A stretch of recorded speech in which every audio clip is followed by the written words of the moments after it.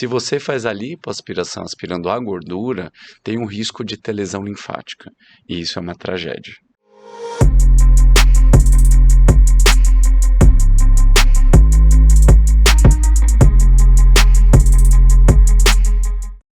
Bem-vindos a mais um episódio do podcast É Coisa Séria, um programa que vai te ensinar a viver mais e com melhor qualidade de vida. Eu sou Fabiana Losnak. Eu sou Julia Hagihara, é um prazer ter vocês aqui com a gente. Já se inscreve no nosso canal, deixa seu like, siga a gente também nas redes sociais e fique por dentro de todos os nossos conteúdos. Quero agradecer a presença do Dr. Daniel Benite, vascular, referência no assunto, doutor. E a gente queria saber mais da sua história, por que escolheu a medicina, como é que foi esse caminho?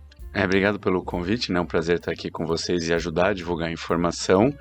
A minha história começou literalmente no século passado, É um pouco estranho a gente falar isso, mas o tempo passou muito rápido. Desde os 4 anos de idade eu queria ser médico. Todo mundo fala, tá bom, não tinha nenhum médico na família, então tinha aquela coisa de não tem como, era uma outra realidade. E eu sempre quis. Quando pequeno eu frequentava muito a USP e em 98 eu prestei o vestibular, e eu só prestei USP. E foi uma briga enorme na família. Falaram, como que você só vai prestar uma faculdade? E eu falei, porque é que eu quero. E prestei um vestibular com a família inteira brigando. E foi curioso, né? Deu certo, ainda bem. Quando der errado, a história não é mais a mesma. E quando eu entrei na faculdade, eu tive uma oportunidade ímpar na minha vida, que foi acompanhar a doutora Angelita Gama, o marido dela, que era o Dr. Joaquim Gama, e a equipe deles em cirurgias. Então, de repente, eu entrei na faculdade e já estava trabalhando com a melhor equipe cirúrgica, que era referência no mundo no assunto.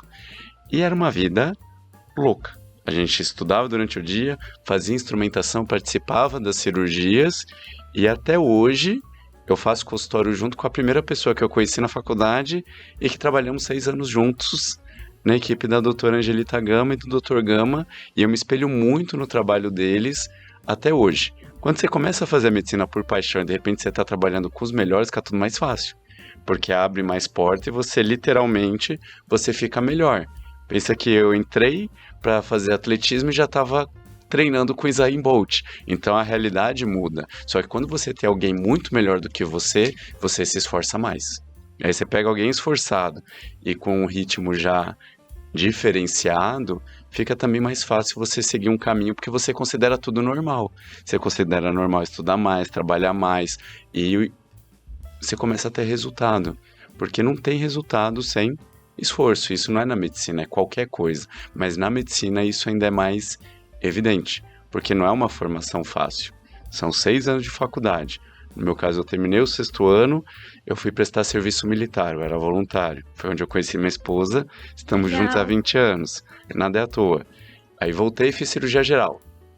2 anos de cirurgia geral. Depois 2 anos de cirurgia vascular. Aí depois eu fui preceptor da cirurgia vascular no Hospital das Clínicas em São Paulo. E aí depois eu fui para fora, para Albany, que era o Centro Mundial de Cirurgia de Aneurisma. Então nisso já deram 13 anos de formação.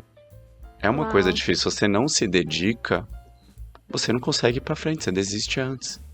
E muita gente pensa, dinheiro não é dedicação. Tudo que você coloca no primeiro plano vai dar certo. E se o foco da pessoa for esse, ela tá na profissão mais errada que tem. Com certeza. Doutor, e ser referência em lipedema, ter um único curso, o primeiro, o lipcurso, né? Como foi a criação do seu curso? Como foi esse esforço em trabalhar tão focado numa área específica? Minha história é um pouco curiosa, né? Quando eu trabalhava com a Angelita Gama, eu tinha certeza que ia ser cirurgião e eu ia fazer cirurgia do aparelho digestivo. Conforme foi passando o tempo, eu falei, não é isso que eu quero. Eu vou ser urologista. E aí eu fui fazer cirurgia geral para ser urologista. E aí o primeiro congresso de urologia, eu falei, eu não quero isso para mim. E aí eu fui fazer cirurgia vascular. Quando eu fui fazer vascular, quando eu fui entrar na faculdade, eu falei, a última coisa que eu faço na vida vai ser cirurgia vascular. Deixa eu tomar um pouquinho de água. E aí a primeira cirurgia vascular que eu fiz foi varizes. E eu apaixonei. Falei, é isso que eu quero. E aí eu fui fazer cirurgia vascular para fazer varizes. Só que na época, estava começando a cirurgia endovascular no mundo. Uau. que era cirurgias arteriais de aneurisma, só que em vez de fazer os cortes grandes, a gente fazia tudo por cateterismo. E eu enxergo o padrão nas coisas. E aí eu via que o pessoal fazia de uma forma que eu não considerava correta. E aí eu comecei a falar, gente, tem que fazer assim. E aí foi briga pra todo lado. Você foi Porque totalmente na contramão, na né? contramão, de Que era tudo. certa. É quase sempre. Aham. E aí, e aí quando eu vi que estava errado, eu já sabia de um programa de tomografia que chamava Osiris, que foi um grupo suíço que fez. Era um aluno de medicina lá atrás que fez um programa para você visualizar a tomografia. Ninguém fazia isso. E aí eu comecei a pegar a tomografia, colocar no computador e eu planejava a cirurgia antes da cirurgia acontecer. Então eu operava o paciente antes de operar. Os médicos na época não gostaram muito, mas as empresas gostaram, porque de repente eu operava de uma forma diferente. E aí eu virei referência mundial em cirurgia de aneurisma. Literalmente, eu operei no mundo inteiro. E o Osiris que eu sabia usar, eu criei um curso.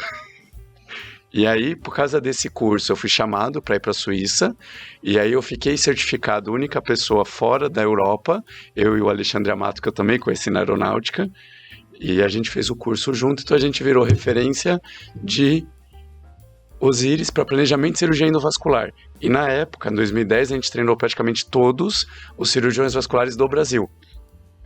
Uau. E eu era referência de cirurgia de aneurisma, então eu viajava muito. Eu operava Brasil, todos os estados, América Latina, Europa, Japão até. Eu só não fui para África, porque minha esposa achou que era piada e no final não era. Mas depois ela ficou brava, mas operei Estados Unidos, Costa Rica, operei tudo. E aí, de repente, eu virei pai. E aí, minha vida mudou. Eu falei, gente, eu não conseguia mais viajar. Eu ia viajar, eu falava, gente do céu, não é isso mais que eu quero. E aí, uma vez eu tava indo operar no Uruguai. E pegou um furacão. Coisa de filme, cai. Máscara, turbulência, todo mundo achando que vai morrer. E aquilo lá. Fomos parar na Argentina.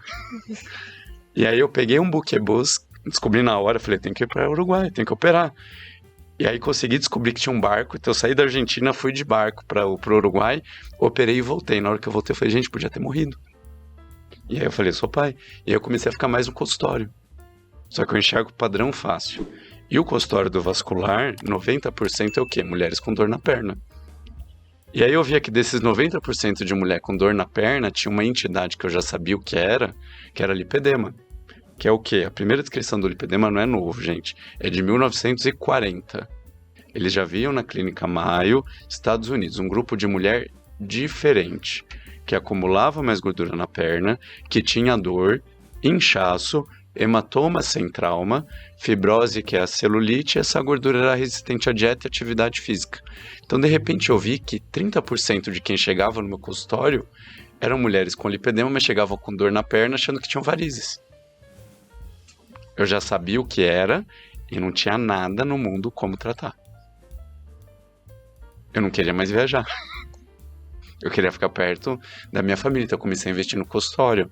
E aí eu comecei a enxergar os padrões das mulheres com lipedema que são diferentes, e de repente eu já tinha virado referência mundial, literalmente, de lipedema. Só que antes da pandemia era muito difícil atender gente de fora. Então ou a pessoa vinha, ou eu atendia gente de fora do país, porque não tinha legislação me impedindo de atender. E aí, em 2017, eu ganhei um prêmio mundial em Cambridge, na Inglaterra, pelos avanços no tratamento do lipedema. E eu e o Alexandre Amato, a gente é muito amigo desde a aeronáutica. E a gente já tinha feito curso de Osiris, e eu falei, vamos tratar lipedema. E aí juntou duas pessoas empolgadas, com a mesma dinâmica de um acelerar o outro, e aí a gente fundou a Associação Brasileira de Lipedema. E tinha um grupo de pacientes que melhoravam e eu não conseguia melhorar mais. E aí eu falei, tem que ter alguma coisa a mais. E aí eu fui na internet. E aí eu descobri um alemão, que era todos os artigos dele em alemão. E aí eu peguei o Google Tradutor e traduzi e falei, gente, ele opera lipedema. Porque na minha formação era proibido operar a perna de alguém, no sentido de lipoaspiração. E aí eu encontrei um alemão, gente, alemão e japonês não mentem. E aí ele falava que operava há 20 anos. Doutor, desculpa perguntar. Mas por que eles que não podiam operar a perna? Eu já no chego caso? lá. Tá bom. Eu vou te explicar quando eu fui pra Alemanha. E aí eu falei, o alemão opera, o alemão não mente. Falei, vou mandar um e-mail pra ele. Eu sou assim, eu acho uma coisa, eu faço. Se der errado, eu consigo o meu Se caminho. dedica 100%, né? Mas Vai você a tem que ir fundo. atrás. A porta só vai abrir se você bater. Com certeza. Senão não abre, ninguém vai falar, vem aqui. Só pai e mãe fazem isso. Aí eu mandei um e-mail pra ele. E alemão é organizado, eu sou igualzinho, alemão, suíço e japonês. No dia seguinte ele me mandou, que bom, preciso ensinar o que eu sei. Tá aqui minha lista cirúrgica do ano. Ele mandou a escala inteira do ano dele. E aí eu fui pra lá. E aí ele mostrou a alteração da técnica para fazer a lipo da perna. Por quê? Na perna, o linfático está muito próximo da superfície. E se você faz a lipoaspiração aspirando a gordura, tem um risco de ter lesão linfática.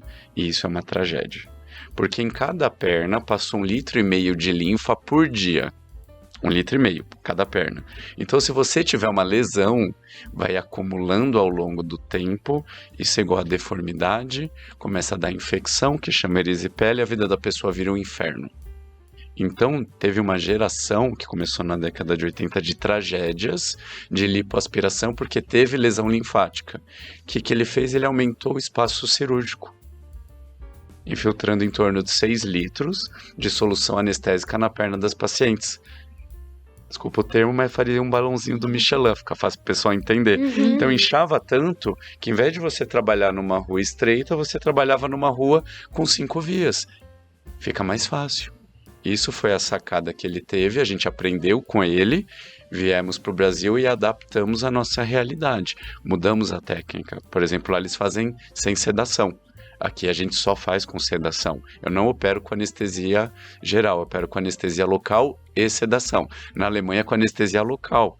Mas aqui você, em qualquer maternidade, você vai ver que o limiar de dor do latino é baixo. Então o latino grita, o latino não suporta a dor, o alemão é diferente. Então a gente adaptou a técnica, trocou algumas cânulas e fomos improvisando. E aí a gente falou, não tem como tratar todo mundo. O que vamos fazer? Vamos ensinar. E foi isso que a gente começou a fazer. A gente fez o lipecurso, para quê? Para começar a ensinar o que a gente sabe. Porque não adianta eu falar, eu sei tudo de lipedema, eu consigo entender a mulher com lipedema, eu consigo tratar. Tem 12 milhões de brasileiras com lipedema. Como que a gente vai tratar tudo isso? E aí a gente começou o curso na pandemia, a gente começou em 2020, e estamos fazendo, a gente tem uma agenda que é mais atribulada, então é mais difícil a gente dar tanto curso, e é complexo o tratamento do lipedema, porque é uma mulher diferente, não é uma mulher igual às outras. Então, se você não souber o que acontece e não tratar ela como um todo, pensar só na gordura, você nunca vai conseguir tratar ela. E doutor, Então, foi assim que começou. Porque tratar esse lipedema, como você falou, é muito arriscado. Você teve que estudar bastante pra isso. Isso te motivou a estudar mais? Tipo, isso te fez ser mais apaixonado por essa área? Ou você sentiu aquele friozinho na barriga? Em algum momento você pensou em falar, não, vamos trocar de área de novo, vamos por outro caminho? Como que foi essa sua experiência quando você se deparou, né, com essa Desafio. dificuldade, com esse desafio?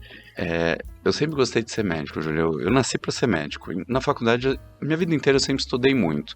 E a área de cirurgia vascular, a gente sempre opera o pior paciente, que é o paciente arterial. Para vocês terem ideia, quando a gente tem risco cirúrgico, tem uma tabela que fala não arterial e arterial, porque o risco é maior. Então eu sempre operei os piores pacientes. Então eu tinha que ser um bom médico para equilibrar o paciente. Por quê? Porque não adianta eu fazer a cirurgia, a pessoa não ficar boa da cirurgia, ela não aguentar o porte cirúrgico. E terminou a cirurgia, eu operei um paciente ruim clinicamente. Eu preciso entender o mecanismo dele fisiológico para equilibrar ele, para ele voltar para casa. O lipedema me obrigou a ser um médico ainda melhor, porque eu tive que estudar consenso de cabelo e unha, consenso de tireoide, consenso cardiológico, consenso gastrointestinal, entender fisiologia hormonal e neurotransmissor. Isso foi um desafio, mas para mim foi o quê? Foi um acelerador. Bom, né? Foi um acelerador porque eu virei um médico melhor para poder tratar melhor uma mulher que é diferente. E foi muito bom isso, porque eu falei, eu estou um médico mais completo. Por quê? Hoje eu opero, continuo ainda operando arterial, continuo operando variz, continuo operando lipedema e ainda tendo as mulheres com lipedema, eu puxo uma pessoa que está em desequilíbrio e coloco ela em equilíbrio. E a pura verdade, tratar os outros ficou mais fácil. Legal. Eu vejo que, baseado nisso, o senhor é muito cauteloso, né? Deixa as cirurgias mais tardias, primeiro o senhor trata. A nossa produção avaliou um pouco do seu material e a gente viu que o senhor trabalha com 10 pilares. O senhor pode abordar um pouco disso, contar pra gente? O que acontece, né? Essa ideia de que inflamação causa doença foi a maior revolução da medicina nos últimos 30 anos. Na minha época, falar disso era piada. Até que teve um trabalho grande de Harvard que mostrou que inflamação causava doença. E isso foi um divisor de águas, porque a gente viu que a população estava envelhecendo e estava adoecendo. E a gente começou a enxergar o que inflama as pessoas, que é o que? O estilo de vida. E aí em 2004 começou nos Estados Unidos a medicina de estilo de vida, que tem os pilares. Qual é o primeiro pilar para qualquer pessoa? Tá? Não é só lipedema. Primeiro, qualidade do sono. Ninguém prioriza o sono. Você falou da minha mídia social. Eu priorizo muito o sono, inclusive o das outras pessoas. Qual o melhor horário hoje para você fazer uma postagem no Instagram de vídeo? 10 horas da noite. Você nunca vai encontrar um vídeo meu postado depois das 6 horas. E aí eu recebo mensagem direto do Instagram falando, posta às 10, posta às 10. Seus... E novamente indo na contramão de tudo, né? É contramão. Mídia social hoje a gente tem que tomar cuidado. Ela é boa, mas se a pessoa não souber lidar, vai ser ruim. Então, a pessoa tem que priorizar o sono. E hoje, com a quantidade de tecnologia que tem, é difícil, porque a própria luz da tela estimula muito o cérebro. A luz da TV estimula e os anúncios estimulam. Então, prioridade número 1, sono. Segunda, ansiedade e estresse. A doença da modernidade é o quê? Manejo do estresse. Hoje todo mundo trabalha que nem um louco, a maioria mora longe de onde trabalha, tá todo mundo estressado. Aí você pega a gente com 20 anos já, tomando remédio para gastrite. Aí você pega a pessoa com 30 anos tomando remédio para colesterol e com 35 tomando remédio para dormir. Tem alguma coisa errada acontecendo. E as pessoas não estão percebendo isso. A vida está muito acelerada. E junto da mídia é a comparação. Não dá para se comparar com os outros, porque sempre vai ter alguém melhor que você em alguma coisa. Isso vai gerar o quê? Ansiedade. Aí você vê uma pessoa postando uma vida de luxo e você acha que é real. A maioria é mentira. E aí você cria uma ansiedade maior. O terceiro é a alimentação. Hoje está o inferno. Por quê? As pessoas comem muito mal. Tem gente que fala, na nossa época, eu falo, gente, na nossa época, você queria comer a bolacha e não tinha. Mas não tinha. Você comia às vezes. Hoje, os ultraprocessados fazem muito mal. É açúcar refinado, que tem um efeito no cérebro parecido com o da cocaína. É carboidrato para todo lado. Isso está fazendo muito mal para as pessoas. Está todo mundo olhando a gordura, a obesidade. Mas hoje 60% das pessoas com mais de 40 anos estão obesas. 40% das crianças com menos de 12 anos estão obesas. O problema é a gordura ou o que está acontecendo com as pessoas? É a alimentação. Ninguém mais come bem. O quarto, atividade física. Tem estudos que mostram que está aumentando a ansiedade e depressão conforme diminui a movimentação dos adolescentes. As pessoas não colocam atividade física como prioridade. Como você vai querer ter uma vida boa se você não faz o básico? Você não come, não dorme, está estressado e não faz atividade física, que é a nossa válvula de escape. É prioridade, gente. A prioridade na sua vida tem que ter, inegociável, um horário para atividade física, e não tem. Ninguém cuida da microbiota intestinal, comendo um monte de besteira, não fazendo atividade física e não dormindo, vai ter uma flora intestinal boa? Não. Disruptores endócrinos. Hoje tá um inferno. Por quê? Plástico para todo lado. Agrotóxico para todo lado. Eu fui chegar nisso porque em 2018 saiu um estudo de Harvard mostrando a queda do espermograma dos homens ao longo do tempo. E é assustador. Porque se continuar do jeito que está, em 2030 não vai ter mais sêmen de homem viável. 2030. Bem próximo. E é o quê? Tem estudo que mostra que a gente respira um cartão de crédito no ar todo ano. Fora o que a gente ingere. nos alimentos, ou o próprio plástico com o BPA, que é o bisfenol A, que você coloca algum líquido acima de 60 graus, tampa de micro-ondas com embalagem plástica. Isso libera o bisfenol A, que entra no corpo, é um estrógeno sintético, ele não se liga a nada, então ele fica ativando o seu corpo o dia inteiro. O que tem hoje de mulher com endometriose, vocês não imaginam. E tá todo mundo, endometriose. Gente, tem que entender por que tem tanta gente com endometriose. Por que tem tanta gente com câncer de mama. O que está acontecendo? Disruptores endócrinos. Convívio social. Ninguém valoriza mais o convívio social. A gente viu o impacto disso na pandemia. Acabou com a saúde mental das pessoas. Estudo mais antigo do mundo, é o estudo de Harvard, começou na década de 40. Se você quer ser feliz no final da vida, você precisa ter um casamento estável perto dos 40. Isso é mais importante para o homem do que para a mulher. E você precisa ter convívio social. Amigos, amigas. Não importa quanto você ganha, não importa quanto sucesso você tenha. Se você não tiver esses 2 pilares, você não vai ser feliz no final da vida. Ninguém valoriza isso. Quanto custa isso? 0. Contato com a natureza. Ninguém mais tem. Tem estudos que mostram que se você mora numa área arborizada, diminui violência. Isso daí começou no Japão, eles chamam de terapia florestal. Começou na década de 80. O Japão cresceu muito. Se é que vocês não lembram, tinha os tigres asiáticos. Todo mundo falava, meu Deus, eles estão bombando. Eles trabalhavam muito. Só que o pessoal começou a se matar. E aí as empresas no Japão obrigavam o pessoal 1 hora, 3 vezes na semana, a ir ter contato com a natureza. Contemplar a natureza. Eu fui lá pegar o Hanami, que é o florescimento das cerejeiras, que é muito bonito. Só que na época, o prefeito de Campinas cortou a cerejeira do imperador. Ninguém tem ideia do que foi isso lá. Eu estava lá. Foi um desrespeito enorme. Porque cortaram a cerejeira aqui em Campinas, que o imperador trouxe para cá e foi plantada aqui. É muito bonito, e eles contemplam isso daí. Só que quando eles viram isso, eles viram que diminuía a ansiedade, depressão e melhorava o sistema imunológico. Aí falaram, essa é coisa de japonês. Fizeram o mesmo estudo na Inglaterra e na Coreia, com os mesmos resultados. São coisas que ninguém mais valoriza. E esses são os 10 pilares já, que a gente acabou de falar. E são coisas tão simples que às vezes a gente passa batido, né? E é tão fácil, você vai... E que ninguém faz. Essa é a verdade. Ninguém faz. Eu faço, mas ninguém faz. Se você conversar, se eu perguntar agora, Júlia, quantos minutos de academia você fez essa semana? Você foi falando, alimentação, eu já tô quase me escondendo aqui embaixo. Mas a verdade é essa, ninguém mais come fibra. Com esses alimentos processados, fast food, você vai ver a refeição das pessoas, não dá no dia 10 gramas de fibra. O homem tem que comer, em média, 32 gramas de fibra por dia e a mulher 25. Ninguém come. O meu café da manhã tem 10 gramas de fibra. Ninguém tem isso. A maioria não tem no dia. E aí fica complicado. Ser saudável é um sacerdócio. E as pessoas não querem passar por isso. Só que há 30 anos todo mundo morria cedo. Hoje a expectativa de vida no Brasil é acima de 70 anos. Na Itália, para vocês terem ideia, idoso é 75. Aqui é 60. O mundo está envelhecendo. E as pessoas estão apodrecendo.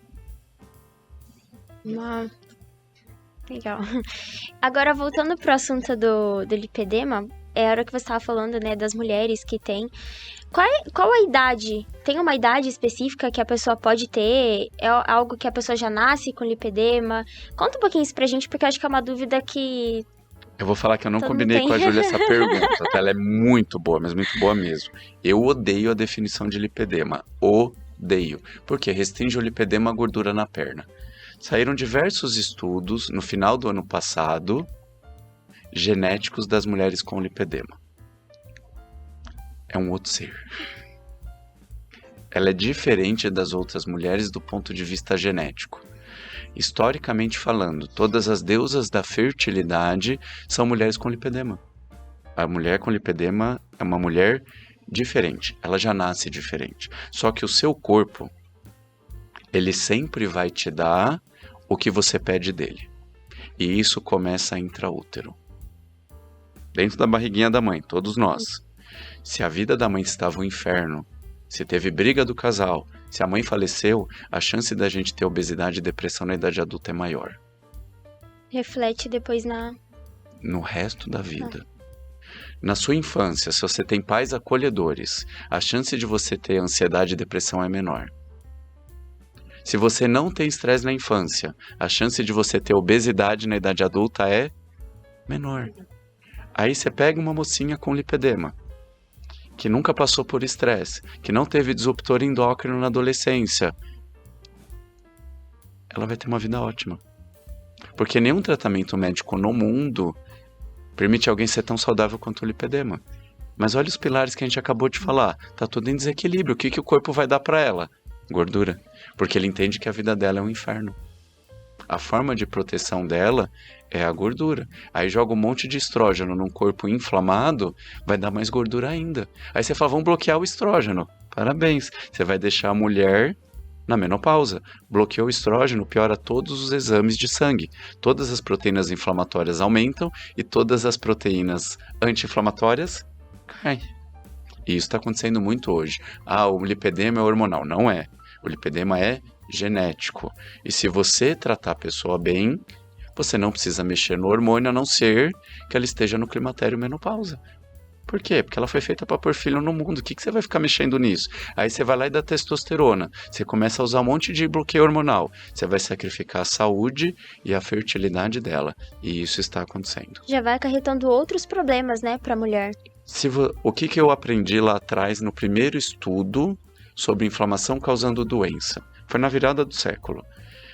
E teve muita discussão no assunto. Só que aí falaram que a doença que mais mata no mundo, que é a aterosclerose, é uma inflamação. E tinha entrado um monte de anti-inflamatório no mercado. Um monte. Os inibidores da COX. A gente só tinha uma opção no mercado, que era o diclofenaco.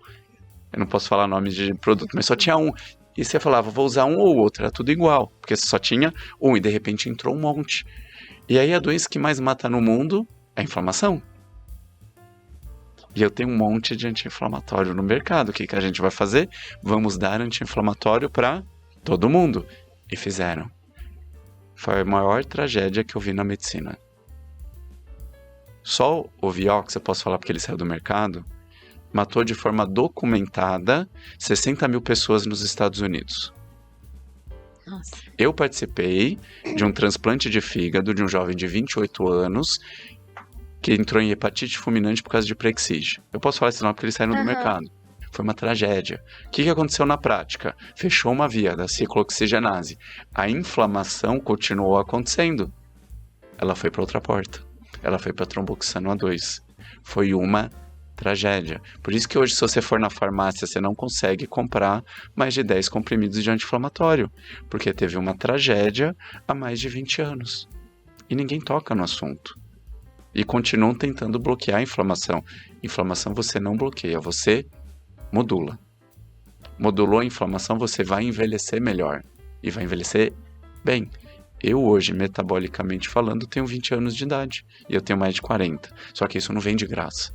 Porque eu mostro pro meu corpo e ele me dá exatamente o que eu tô pedindo dele. Então ele não fica passando por estresse. Eu não fico jogando besteira dentro dele, não uso droga, não abuso de álcool.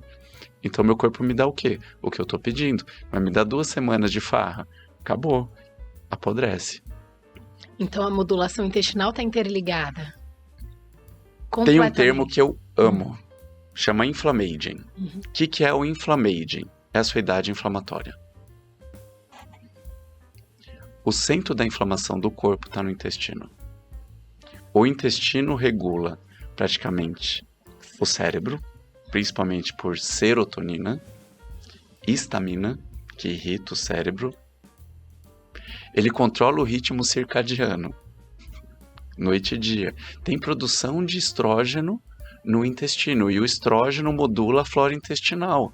E se seu intestino inflamado, tem uma entidade que chama leaky gut. O que é isso? Você quebra a barreira. Tudo aquilo de porcaria entra em você. Inflama tudo. Tudo. Quebrou a barreira intestinal, vai quebrar a barreira hematoencefálica. O seu cérebro vai ficar mais irritado. É só andar na rua. Tá todo mundo irritado. Como é que tá o intestino dessas pessoas? Tudo em disbiose. Os primeiros estudos de bactéria são da década de 80. Eles já viam que você dava bactéria e você melhorava a ansiedade e depressão. Hoje eu, Daniel Benite, considero um absurdo você tratar alguém com depressão sem bactéria. Não tô falando para não dar remédio. Sim. É um coadjuvante. Assim como o fitoterápico. Curcumina, gengibre, são coisas que ajudam no tratamento da depressão. Você fala, o que tem a ver? Eu vou falar tudo. Quanto mais você modular do outro, menos você vai usar do que vai dar efeito colateral. Hoje as pessoas estão tratando em qualquer área da medicina. Os médicos estão tratando os pacientes de forma segmentar. Isso é trágico. Isso aqui você não vai comigo, você tem que ir no outro. Isso aqui foge da minha especialidade, você tem que ir nesse. Aí a pessoa tá indo no gastro, porque tá com gastrite, tá indo no neuro, porque tá com dor de cabeça, e tá indo no pneumo, porque tá com o sono alterado. E ninguém tá vendo como é que tá a rotina dessa pessoa. Em várias consultas, e ninguém vários trata médicos, ela. E no fim o problema não resolve, né? Se ela vai em mais de um médico, ninguém tá tratando ela. A Angelita falava isso. Quando você tem um médico, você tem um médico. Quando você tem 2 médicos, você tem meio médico. E quando você tem 3 ou mais médicos, você não tem nenhum médico. Só que hoje está acontecendo isso. A pessoa vai em 3, 4, não, isso aqui não é comigo. Isso aqui você tem que procurar em outro. Isso aqui, até a área da ginecologia fala, você tem que ir com outro. Você fala, gente, vamos voltar a ser aquele médico das antigas. Né? Os estudos científicos que eu mais gosto de ler são da década de 80 para antes. Porque não tinha exame. Então eles tinham que ver o quê? O paciente. E aí você vê os detalhes que você fala, opa, então é isso que acontece, opa, ela tá mexendo a unha, opa, ela mexeu o rosto. E isso tá mostrando o quê? O que tá acontecendo no corpo. Porque não dá para você enganar a linguagem corporal. E a tendência é cada vez a gente ter noção do custo da medicina. Porque o custo é inviável. Tem gente que hoje entra em clínicas, principalmente de emagrecimento, e pedem mais de 150 mil reais em exame. Gente, ninguém aguenta pagar essa conta. E aí você vai ver a idade da pessoa, 18 anos. Você fala, peraí, como é que você tá? Eu não durmo, jogo videogame a noite inteira. Você fala, adianta você pedir o exame de sangue dessa pessoa? Não adianta. Só que se você for atrás dos pilares dessa medicina mais primordial, a verdade é que você deixa qualquer pessoa bem. Não vou precisar suplementar. Gente, depois dos 30, você vai precisar suplementar alguma coisa. Se pudesse voltar no tempo, aos 30 anos eu começava a suplementar colágeno. Porque é quando a gente começa a envelhecer. E aí você tem o banco lá na frente com uma reserva maior. Você vai ter uma aposentadoria melhor.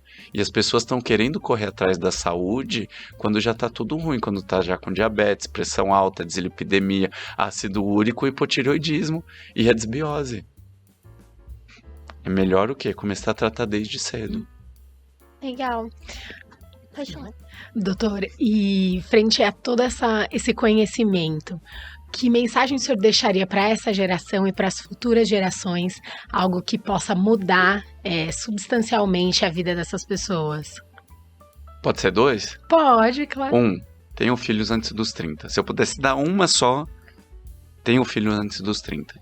Vamos falar o que for. Por quê, doutor? Vai curtir os avós. A minha geração não passou por isso, porque a geração dos meus pais falou, espera para ter filho. Se estabiliza na profissão, compra casa, tenha tudo pronto, aí tenha filho. Os meus colegas trabalham com fertilidade. E aí o que acontece? O pessoal com 35 anos vai atrás de ter filho. Eu fui ter filho com 37. Aí você vai ter filho velho. Você vai ter o pique? Não. Seus pais vão aproveitar os filhos? Não, eles vão ter menos contato com os avós, que são as melhores memórias da vida. E o que a gente está vendo do ponto de vista médico? Pai velho aumenta risco de autismo e mãe com disbiose intestinal aumenta risco de autismo. E hoje a gente tem visto muitas crianças, né? Muitas descobertas de crianças autistas. Mas por quê? Porque a gente está sendo exposto mais a coisas ruins durante um intervalo de tempo maior. É isso que está acontecendo. E os avós não estão curtindo os netos. Isso é muito ruim. Agora, outra coisa seria o quê? Cuida do básico. A geração mais nova quer o quê? Dinheiro e notoriedade. Querem ser famosos. Uhum. Isso não vai trazer felicidade, gente. O que vai te trazer felicidade? Convívio social. Ter amigos. E homens, não achem que vocês são alguma coisa sem uma mulher. A pura verdade. Homem não vive sem mulher. Não vive. Uma coisa muito curiosa que aconteceu na pandemia, eu tenho pacientes há mais de 10 anos, 20 anos, e de repente eu vi a mulher morrer. Dava um pouquinho de tempo, o homem morria também. Aí eu fui atrás. Falei, não é coincidência isso.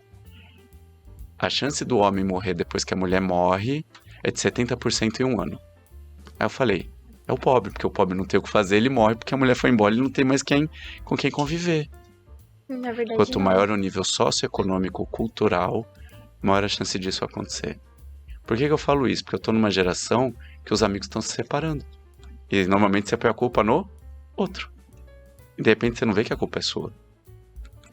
Então, cuidado, gente, com o que vocês querem, que às vezes vocês vão atrás, vocês vão conseguir e vai gerar infelicidade. Pessoal, então já salva essa dica, ó, que o doutor deu aí pra vocês, porque hoje em dia a gente tá numa geração muito doente, né? Em todas as áreas, em todos os sentidos da vida. E esses conselhos, eles são muito importantes porque hoje, com a vida agitada, ninguém mais tá dormindo, ninguém mais tá se alimentando bem, ninguém mais quer ter filhos, né? E eu acho que esse gancho que o doutor puxou é muito importante, claro, tudo dentro da sua necessidade, né? E no caso dele, ele teve filho com 37, né, doutor? Mas isso porque teve um tempo de muito estudo, né? Isso deu que você teve um filho um pouco mais tarde. Doutor, se alguém quiser saber mais do seu trabalho, quiser te encontrar nas redes sociais, como que a pessoa pode fazer para entrar em contato com você? Deixa aqui seu Instagram para o pessoal te acompanhar. E lembrando, gente, que ele só posta vídeo até às 6, né, doutor? É isso Depois mesmo. disso, os conteúdos estão cancelados, mas fica tudo salvo lá para vocês acompanharem. O meu Instagram, né, é dr.danielbenite. O Benite é com 2 T's e no final. Mas uma coisa que eu tenho um carinho muito grande é o meu site. Eu faço o meu site há mais de 10 anos e toda semana tem no mínimo 2 conteúdos novos com referências bibliográficas e eu faço isso há mais de 10 anos. Então meu site é muito bacana, eu tenho um carinho muito grande por ele. É ocirurgiãovascular.com.br ou Benite, benitti.org. Legal, pessoal. Todas essas informações que o doutor deu, vai estar tudo na nossa descrição. E a gente já tá encerrando, mas, doutor, a gente tem um mimozinho pra você. Opa, Espero muito que obrigado. você goste. Ó, uma caneca do nosso podcast. É pra canhoto? Será canhoto? Ninguém repara isso, Tem mas dos dois canhoto fica muito triste porque ninguém faz a caneca ao contrário de vocês pra pegar com a mão esquerda. Aí, Ah, aqui, E aí ó, eles querem ver a uma boa caneca e observação, nunca hein, conseguem pessoal? ver, mas a de vocês é pra Essa é canhoto. pra É destro pra e canhoto. canhoto, os dois, aham. E ó, mais uma lembrancinha. Muito obrigado, né? Agradecer o convite. É muito bom poder passar o conhecimento adiante. Não adianta eu ter aprendido tanta coisa e guardar isso para mim. E hoje, infelizmente, nas mídias sociais tem muita gente vendendo uma imagem de saúde e isso não é saúde. Estão sacrificando a saúde das pessoas, vendendo tratamentos que não são sustentáveis no longo prazo. E o principal motivo de eu manter a rede social, porque consome bastante do nosso tempo, é o quê? É poder deixar uma informação de qualidade para o pessoal parar de achar que vai ter um tratamento milagroso para cada coisa, não tem. A gente tem que fazer parte do tratamento, logicamente o médico é fundamental para isso, mas também tem equipe de nutricionista, fisioterapeuta, educador físico, psicólogo. Hoje em dia, a gente está precisando de ajuda. E informação de qualidade é muito difícil da gente ter hoje em dia. Sim. Infelizmente é em torno de 30%. É verdade. É pouco. Muito pouco. Obrigada pela sua contribuição, doutor. Foi muito generoso. Obrigada mesmo. E isso só mostrou que você olha para cada paciente seu como um todo, né? Você acompanha ele, isso é muito importante para o diagnóstico, né? E para o tratamento. Então foi um prazer ter você aqui com a gente. E é isso. Continue com a gente. Os próximos episódios vêm coisas novas aí para complementar a sua saúde. Até mais, obrigado.